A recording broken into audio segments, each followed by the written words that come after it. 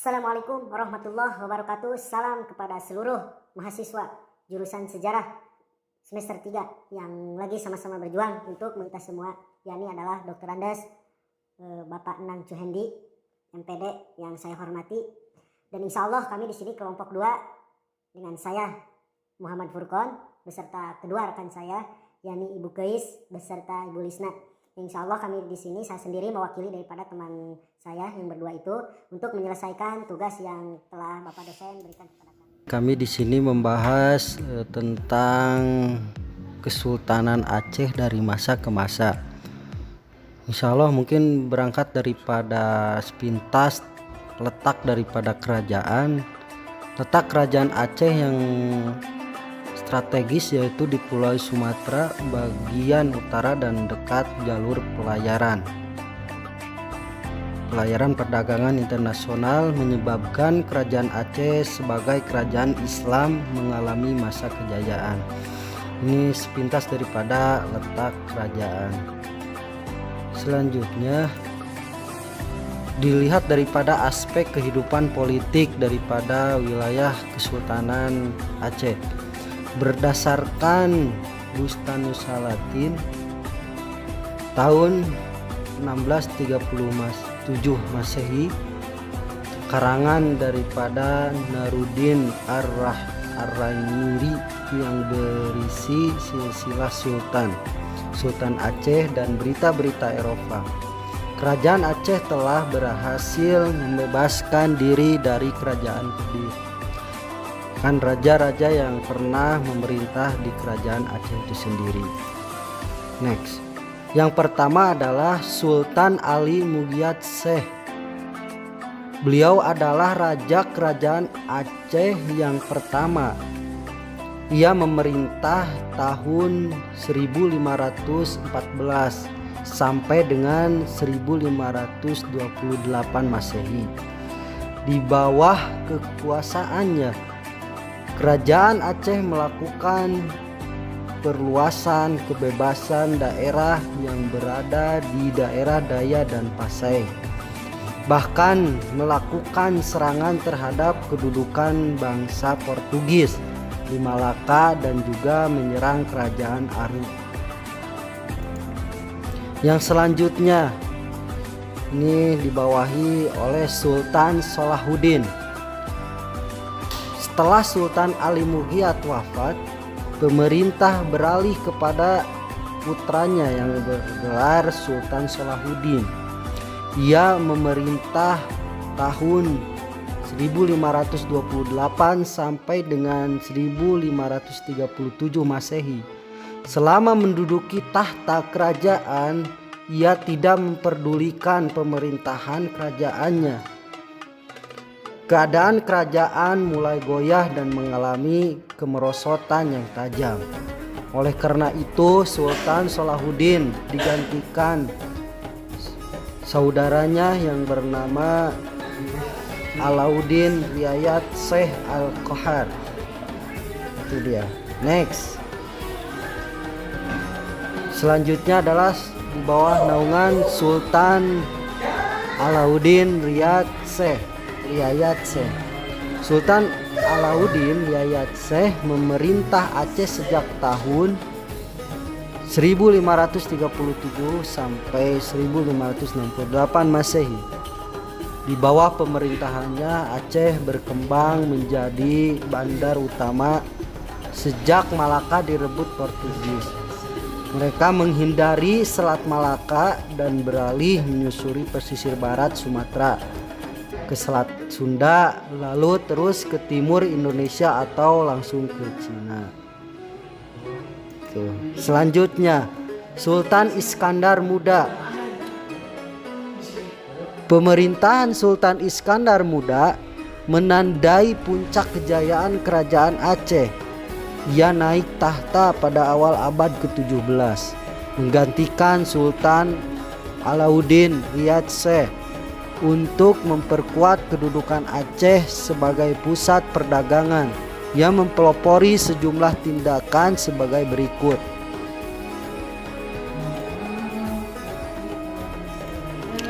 Sultan Iskandar Muda merebut sejumlah pelabuhan penting di pesisir barat dan timur Sumatera, serta pesisir barat semenanjung Melayu. Misalnya Aceh sempat menaklukkan Johor dan Pahang. Tuh, Sultan Iskandar Muda bekerja sama dengan Inggris dan Belanda untuk memperlemah pengaruh Portugis. Iskandar Muda mengizinkan persekutuan dagang kedua di negara itu untuk membuka kantornya di Aceh.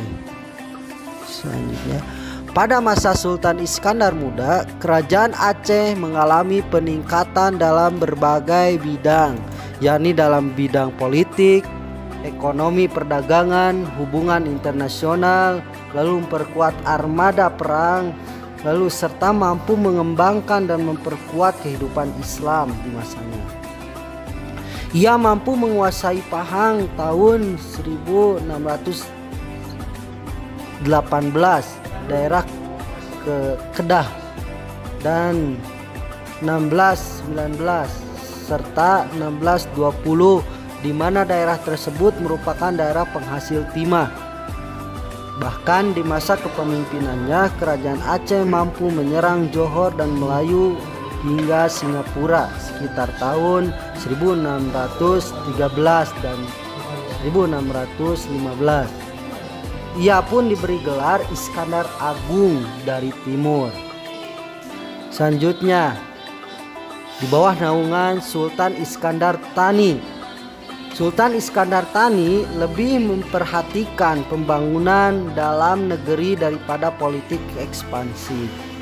Meskipun hanya memerintah selama 4 tahun, Aceh mengalami suasana damai. Hubungan dengan wilayah taklukan di jalan dengan suasana liberal. Lalu masa pemerintahan Sultan Iskandar Thani juga ditandai oleh perhatian terhadap studi agama Islam. Berkembangnya studi agama Islam turut didukung oleh Nuruddin Ar-Raniri. Beliau adalah seorang ulama besar dari Gujarat yang menulis buku sejarah Aceh yang berjudul Bustanu Es-Salatin. Sepeninggalan Iskandar Thani, Aceh mengalami kemunduran. Aceh tidak mampu berbuat banyak saat sejumlah wilayah taklukan melepaskan diri. Kerajaan itu pun tidak mampu lagi berperan sebagai pusat perdagangan. Meskipun demikian, kerajaan Aceh tetap berlanjut sampai memasuki abad ke-20. Selanjutnya, di bawah naungi daripada segi aspek kehidupan ekonomi Sultanan Aceh, Aceh menguasai perdagangan terutama lada. Aceh menguasai Selat Malaka yang merupakan jalur perdagangan internasional. Kapal-kapal Aceh aktif berlayar sampai ke Laut Merah.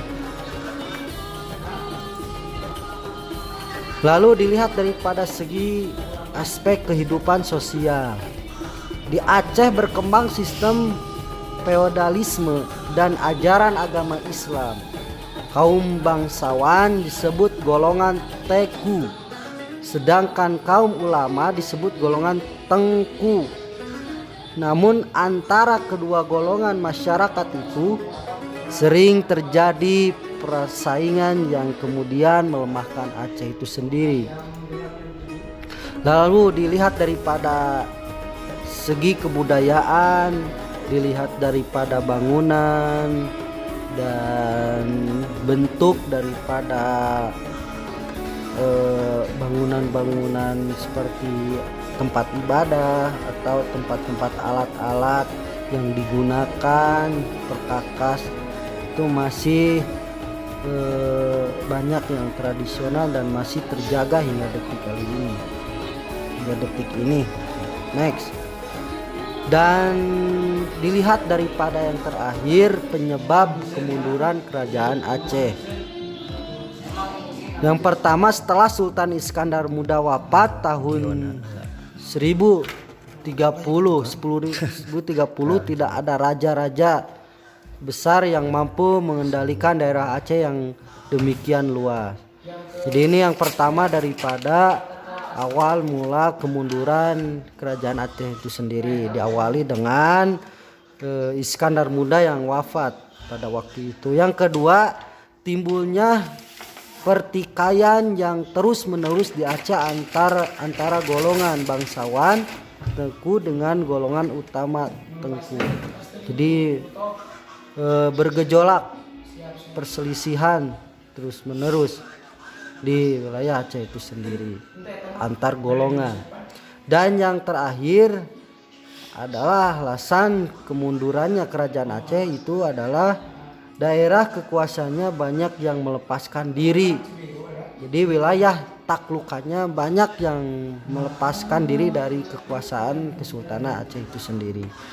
Oke guys, itu sepintas daripada ulasan daripada kerajaan Kesultanan Aceh dari masa ke masa. Mohon maaf yang sebesar-besarnya, mungkin itu saja yang bisa disampaikan oleh kelompok 2 yang di bawah